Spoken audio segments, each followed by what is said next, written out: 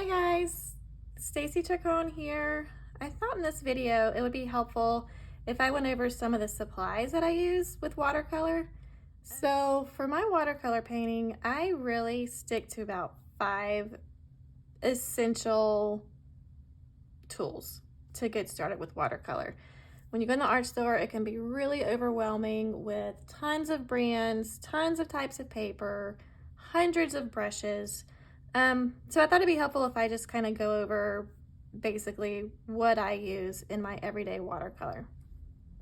Okay, so let's just start top to bottom here, and then I'll dig in a little deeper with a few other details. So let's start with paint because that's the fun part. So I use Winsor & Newton watercolor paint. Winsor has a professional series and a Cotman series. Let's see, what color do I want? Here we go. This is a professional, this is Cotman. Cotman is their student grade paints, and for a little bit more investment, you can go with the professional series.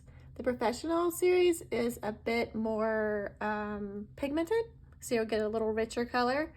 But if you're just starting out and you kind of want to step up from the pre-packaged kind of chalky, really beginner set, you want to dive a little deeper, I would go for one of the Cotman, Winsor & Newton Cotman packs.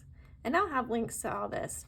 So I think this was probably the first set of tube watercolor paints that I got myself before I went on to a lot of other brands, throwing them around over here. But really you can start with basically the 3 primary colors, red, blue, and yellow, and mix and mix and mix and mix hundreds of other colors. And when they throw in this viridian hue and burnt umber as well, I mean, possibilities are endless. So don't feel like you need all these different colors to get started with. But I do recommend graduating up to a tube set just to experiment.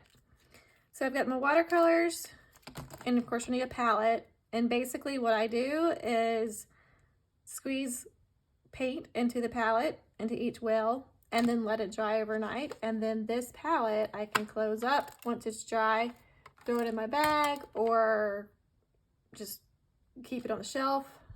Keeping it closed up will keep the dust off of it. This one clearly needs to be I wonder what color that is. I think that's phthalo.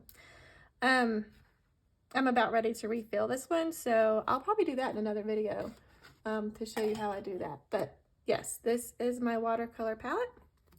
And a little trick I like to do with my palette is paint myself a little cheat sheet swatch so that I know what colors will look like painted. Because in the palette, it's kind of hard to tell exactly what color they're going to look like once they're washed. So I make myself a little cheat sheet that fits right inside my palette. And I do that with just about every set that I have, just so I can keep track of what paints are where. Okay, so then we will get into paper.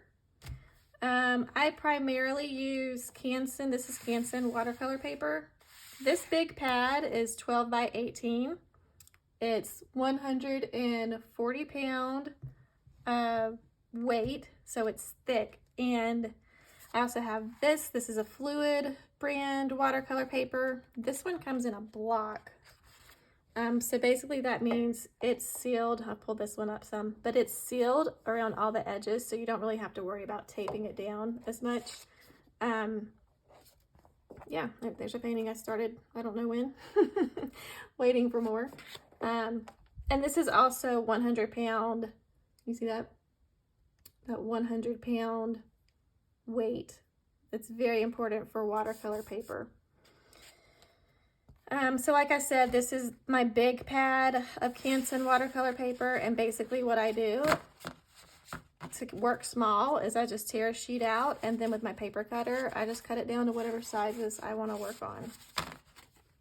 Okay, and then for brushes, I've got These are basically, I've got tons of brushes, but these are my go-to brushes. My favorites being these two. This is a Princeton Heritage 4050 series in a size 6 and a size 2. Let me just show you. Oh, another tip, your brushes, good quality brushes are going to come with these plastic covers. Hang on to those so that you can recover your brushes when you're done and protect the bristles. So these are a size 6 round and a size 2 round. My camera will focus there.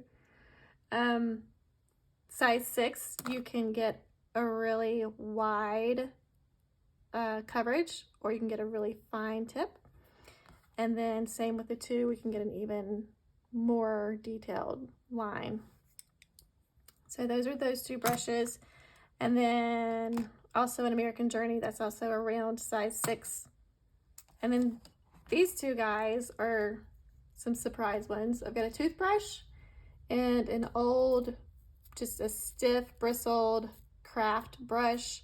I use both of these for, well, for the toothbrush, I use it to flick paint onto the paper.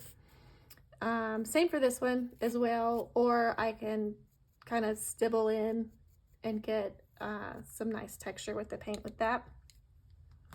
And then a flat watercolor. This is a size 10. I think this is just Artist Loft brand. Had it for years. It's well loved.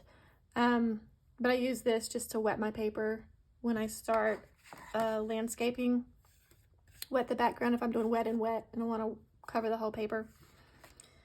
Pencil and a watercolor, or a water jar. This one I actually use to store my tubes in. But I typically use, this is full of water. This bigger jar. It's actually an old pickle jar, but I've used it a lot over the years, and I don't like to get up every few minutes to change my water. If I were using a jar this size, I'd have to change my water pretty often.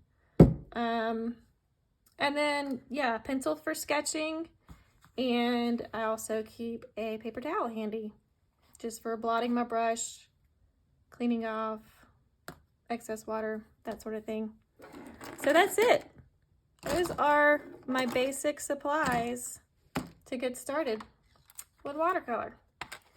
Okay, hope you found this helpful. Just a quick tip for you. If you like this video and want to see more, be sure to subscribe to my channel. Hit like, let me know you like it.